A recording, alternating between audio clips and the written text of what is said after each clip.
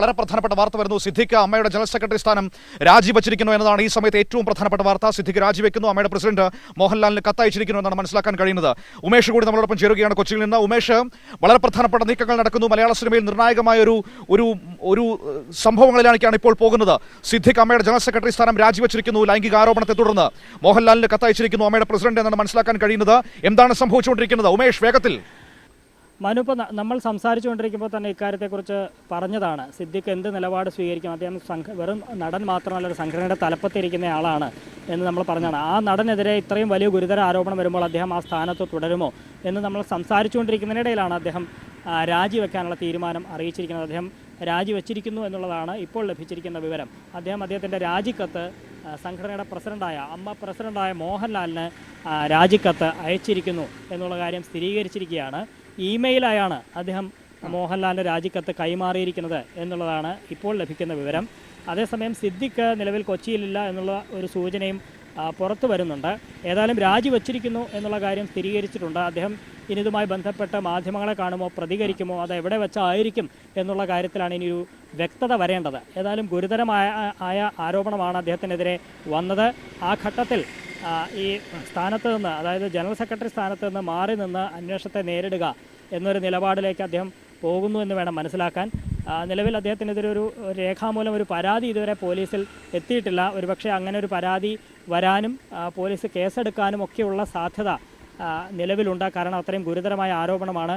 അതിൽ കേസെടുത്താൽ വളരെ പെട്ടെന്ന് തന്നെ നടപടിയിലേക്ക് പോകാവുന്ന തരത്തിലുള്ളൊരു കേസുമാണ്. കാരണം ഗുരുതര ആരോപണമാണ്, ലൈംഗിക പീഡന ആരോപണമാണ്. ഒരുപക്ഷെ ഇത്തരത്തിൽ ആരോപണത്തിൻ്റെ ഗൗരവം കണക്കിലെടുത്ത് തീർച്ചയായും നമ്മൾ ആ രീതിയിൽ ഒരു നിയമ നടപടി പ്രതീക്ഷിക്കുന്നുണ്ട്. ഉമേഷ് പറഞ്ഞതുപോലെ ആ രീതിയിൽ ഒരു നിയമ നടപടി നമ്മൾ പ്രതീക്ഷിക്കുന്നുണ്ട്. കാരണം ആ ആക്രമണത്തിനിരയായ വ്യക്തി പരസ്യമായി വന്ന് മാധ്യമങ്ങളോട് പറയുകയായിരുന്നു, എനിക്ക് ഇത്തരത്തിൽ പ്രതിസന്ധി ഉണ്ടായി, എനിക്ക് ആ വ്യക്തിയിൽ നിന്ന് ഇത്തരത്തിൽ ഏറ്റവും മോശം അനുഭവം ഉണ്ടായി എന്ന് പരസ്യമായി വന്ന് പറയുകയായിരുന്നു. അപ്പോൾ സ്വാഭാവികമായും ആ തരത്തിലുള്ള നിയമ നടപടി നമ്മൾ പ്രതീക്ഷിക്കുന്നു. ഇവിടെ സിദ്ദിഖ് രാജിവെച്ചതുകൊണ്ട് മാത്രം ഈ പ്രശ്നം തീരുമെന്ന് കരുതുന്നുണ്ടോ? അതിനപ്പുറത്തേക്ക് ഇതുണ്ടാക്കാൻ പോകുന്ന ചലനങ്ങൾ മലയാള സിനിമയിൽ വലുതല്ലേ? ഒരുപക്ഷെ ദിലീപിന് ശേഷം സിനിമാ മേഖലയിൽ മറ്റു പലരും നിയമ നടപടികൾക്ക് വിധേയമായി പോകേണ്ടി വരുന്ന ഒരു സാഹചര്യത്തിലേക്ക് കാര്യങ്ങൾ പോകുന്നു എന്ന ഇടത്തേക്കാണോ നമ്മൾ എത്തുന്നത്? അങ്ങനെ തന്നെ കണക്കാക്കേണ്ടി വരും മനു. കാരണം ഇതിനെല്ലാം ആധാരമായത്, അല്ലെങ്കിൽ ഇപ്പോൾ ഈ പുതിയ വെളിപ്പെടുത്തലുകൾ ഉണ്ടായിക്കൊണ്ടിരിക്കുന്നത് ഈ ഹേമ കമ്മിറ്റി റിപ്പോർട്ടാണ് എന്ന് തന്നെ നമുക്ക് പറയാൻ കഴിയും. ഹേമ കമ്മിറ്റി റിപ്പോർട്ട്, സർക്കാർ നിയോഗിച്ച ഹേമ കമ്മിറ്റി ഇതുമായി ബന്ധപ്പെട്ട് അന്വേഷണം നടത്തുന്നു. അവർക്ക് നിരവധി മൊഴി ലഭിക്കുന്നു, അതിൽ ആരോപണങ്ങൾ വരുന്നു. ഇതുമായി ബന്ധപ്പെട്ട് സമഗ്രമായ റിപ്പോർട്ട് തയ്യാറാക്കി സർക്കാരിന് സമർപ്പിക്കുന്നു. സർക്കാർ അതിൽ ഓരോ നടപടികൾ ആരംഭിച്ചുകൊണ്ടിരിക്കുന്നു.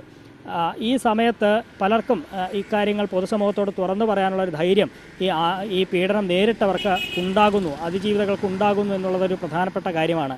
ആ സാഹചര്യത്തിലാണ് ഇങ്ങനെ ഓരോരുത്തർ അവർക്കുണ്ടായ ദുരനുഭവം ഇത്തരത്തിൽ വെളിപ്പെടുത്തിക്കൊണ്ടിരിക്കുന്നത്. അതിലേറ്റവും പ്രധാനപ്പെട്ട ഒരു വെളിപ്പെടുത്തൽ, ഒരു ആരോപണമാണ് ഇന്നലെ യുവനടിയുടെ ഭാഗത്തു നിന്ന് ഉണ്ടായത്. അത് മറ്റാർക്കുമെതിരെ ആയിരുന്നില്ല. ഈ സംഘടനയ്ക്കൊക്കെ പല ആരോപണങ്ങളും നേരിട്ട ആ സംഘടനയുടെ തലപ്പത്തിരിക്കുന്ന സംഘടനാ ജനറൽ സെക്രട്ടറിയായ സിദ്ദിഖിനെതിരെ തന്നെ അത്തരത്തിൽ ഗുരുതരമായ ആരോപണം ഉണ്ടാകുന്നു എന്നുള്ളത് ഒട്ടും തന്നെ നിസ്സാരമായി കാണാൻ കഴിയില്ല. കാരണം ഇങ്ങനെ ആരുടെയും പേരെടുത്ത് പറയാതെയുള്ള ആരോപണങ്ങളിൽ തന്നെ ശക്തമായ നിലപാട് അമ്മ സംഘടന സ്വീകരിക്കേണ്ടതുണ്ട് എന്ന ഒരാവശ്യം പൊതുസമൂഹത്തിൽ നിന്ന് ഉയർന്നു വന്നതാണ്. പ്രത്യേകിച്ച് ഈ സംഘടനയുടെ വൈസ് പ്രസിഡൻ്റായ ജഗദീഷ് അടക്കം അക്കാര്യം തുറന്നു പറയുകയും ചെയ്തു. ഇങ്ങനെ ആരോപണങ്ങളുണ്ടെങ്കിൽ അത് കൃത്യമായ നടപടി ഉണ്ടാകണം എന്നൊക്കെ ജഗദീഷ് നേരത്തെ വ്യക്തമാക്കിയതുമാണ്.